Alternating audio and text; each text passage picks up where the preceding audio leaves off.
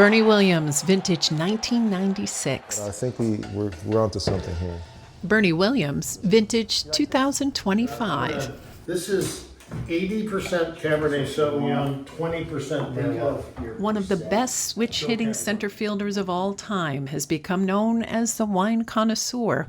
For the fourth year in a row, Bernie Williams has created his latest version of Bernie's Blend with the help of Hudson Valley's Millbrook Vineyards and Winery. Our Merlot, our Cab Sauv, our Cab Franc, and then our red blend. So Williams works with winemaker Ian Barrett to taste test each barrel and thoughtfully blend and craft each wine, Chardonnay, Pinot Noir, Cabernet, to name a few, each with a label designed by his daughter Beatrice, a Brooklyn-based artist. I do have a lot of appreciation for the process of making wine, how, you make this thing out of the earth, and it just kind of captures the flavor of the soil that you're in, wherever you are in Italy or France, South America, the United States, Napa, Sonoma.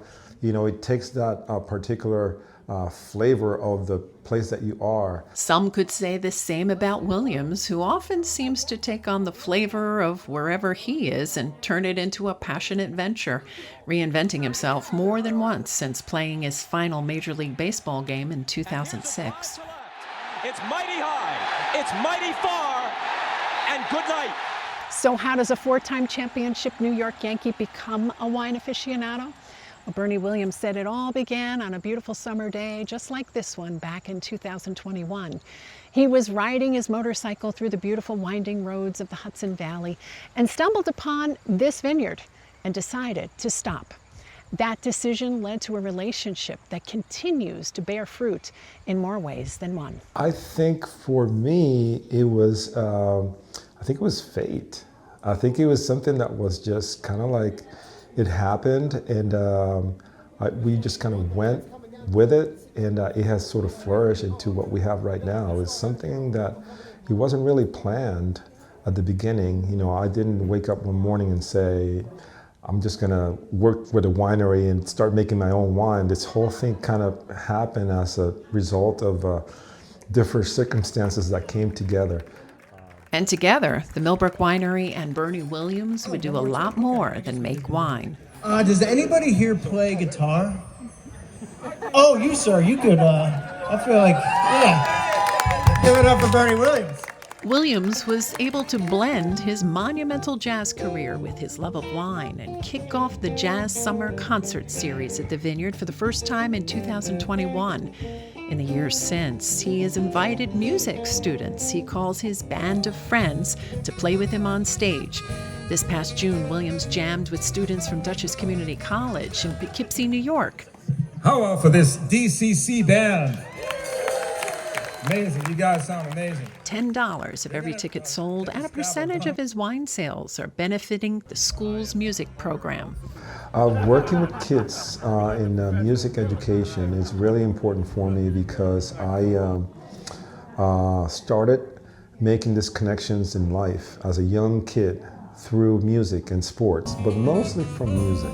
The satisfaction that I got from playing an instrument, learning a piece of music, it got me to understand a lot of things about life, discipline, about effort, about commitment, about the reward that you get from working hard, putting 100%, the right timing on a note, the rhythm, being in time, all of this stuff that you can extrapolate into normal life. A lot of it is about timing, having great timing, having a great disposition to work hard, earning everything that you get.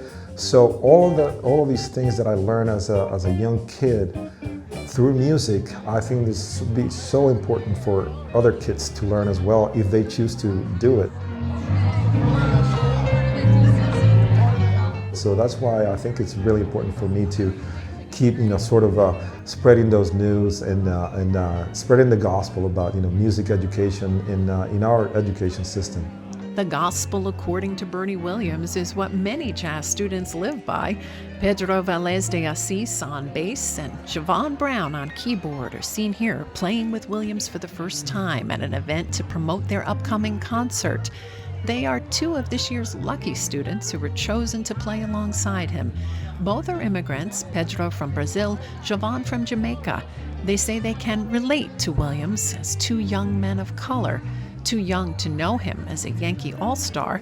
They know him only as a Grammy-nominated jazz musician, 2 albums to his name. I asked my psychiatrist if he knew him, and he was like, "Do I know Bernie Williams?" Yeah, I know Bernie Williams. So, yeah, he's a big name like that, but I'm nervous to play with the guitar player, Bernie Williams.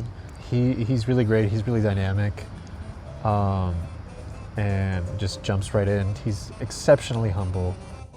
I think Victor Wooten said, which is a bass player that I take inspiration from, he says, you gotta be a good person and let that show through your music, and he does that. It's not just about the music, but it's about, like, as he said, being a good person first, yeah. And Bernie Williams is definitely a good person. And so by seeing somebody like that who's at the absolute top of their game and at the top of their craft, who's really giving back and reaching back to help those students come up through the ranks, that's huge for them. And so being able to work with somebody who has such an extraordinary career path like Bernie does, that's really, really fulfilling for them to be able to see somebody who has made the commitment to music in their own lives. I'd heard so much about how he's so kind to everybody, and I really felt that. He has a very calming energy. He said to us on the stage, just never take anything too seriously, do it for the art. Kiss me once, then kiss me twice, then kiss me once again. It gives the next generation a chance to flourish, which is really important. There's not a lot of bridges for people like us to get from where we are to where he is, and he's a huge step in helping us make sure that we're going to be successful in our time too. Williams' time catapulted him from his hometown of Vega Alta, Puerto Rico, to major league stardom. The young Williams excelled, well, in just about everything, from sports and music to academics. Seen here on the right at his high school graduation with his father and brother, he chose sports over music and put college on the back burner when he was signed by the Yankees at just 17 years old. At this time, Bernie will now unveil the newest number to be retired by the Yankees, his own number 51. After his number was officially retired, Williams kept the promise he made to his mother to get his college diploma and graduated from the Manhattan School of Music with a degree in jazz performance. Williams seems to have covered all the bases, with a successful journey from legendary athlete to recording artist to philanthropist and wine connoisseur. I asked him if there's anything he can't do. Yes, there's a lot of things that I cannot do, but I was very blessed at a very young age to have a set of parents that never make me choose between all the things that I could have done. They were in a position to give me choices and expose me to a lot of things in my young life, so I would have this, this great pool of options. Options that Williams says allow him to use his fame as a platform where he can make a difference. As a former board chair of the National Association of Music Merchants, or the NOM Foundation, Williams has long advocated for music education. Without people like Bernie Williams, without their philanthropic and community mindset, we would be in a lot of trouble. I honestly can't thank him enough for what he's doing for us and for our music program. For a guy of his stature in the sports world and in the Yankee world, there's a lot of guys who won't talk to you. They won't shake your hand. They'll snub you off. Bernie's not like that whatsoever. He's just a very caring, thoughtful man.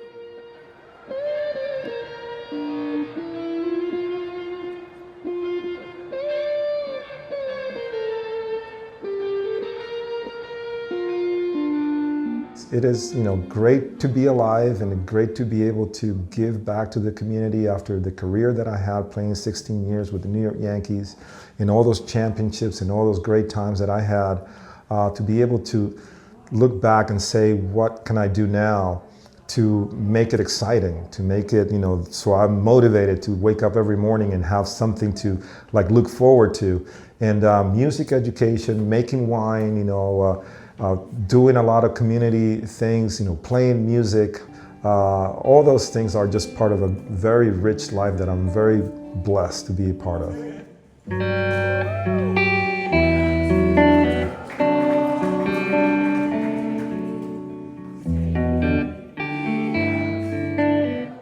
You can't live in a bubble. You have to, share the things that you're good at, make sure that you leave a legacy and that you will influence people in the positive way. And whether I like it or not, people are gonna listen and see people like us to try to be a good example. And at least from the standpoint of what are the things that you can do to make it and to make a mark and to do good in this world and try to leave it as good as you can, before you got into this world.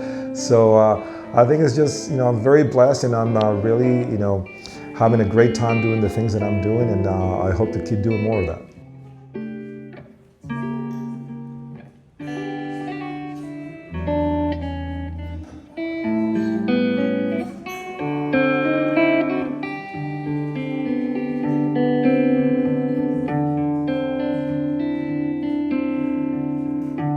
For Mid-Hudson News, I'm Janine Agnolet.